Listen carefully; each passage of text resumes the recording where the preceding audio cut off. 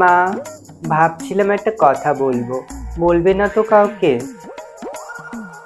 বল। না, তুমি আগের বারে বলে দিয়েছিলে ছোট পিসিকে আমি হরিদ্বার যাওয়ার পথে প্যান্টে পায়খানা করে দিয়েছিলাম।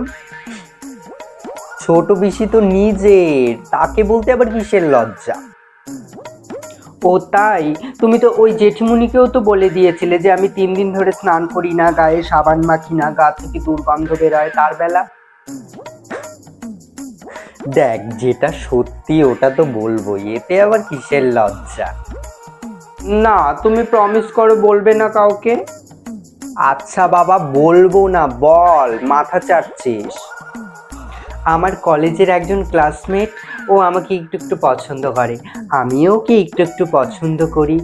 ও আমাকে একটা কালকে চকলেট দিয়েছে, আমি মনে হয় ওকে ভালোবেসে ফেলেছি, ও বোধহয় আমাকে ভালোবেসে ফেলেছে। কাউকে বলবে না তো মা? ভালোই আছিস। না, প্রমিস করো বলবে না তো কাউকে। ওকে বাবা, বলবো না, বলবো না, বলবো না। আজকের সব থেকে বড় খবর, আমার মেয়ে প্রেমে পড়েছে। সূত্র মাধ্যমে জানা যাচ্ছে কলেজেরই এক পড়ুয়া তাকে প্রপোজ করেছে, আবার তাকে সে চকলেটও গিফট করেছে। আরো জানতে হলে আমাদের সঙ্গে বজায় থাকুন।